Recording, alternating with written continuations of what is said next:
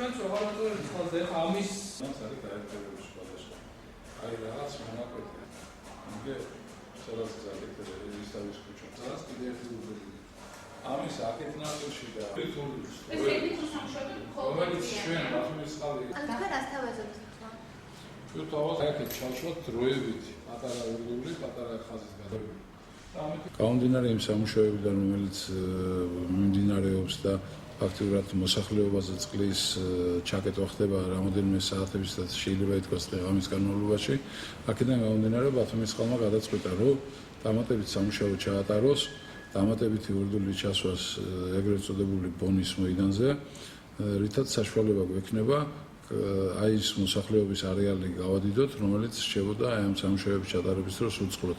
ფაქტიურად ის მოსახლეობა, რომელიც რჩებოდა უწყლოდ, მათი 70%-ით გაზდა შეიძლება ეხლა რომ აღარ იგზნო ეს გრაფიკი და შეწყვეტა წყლის მოხმარების.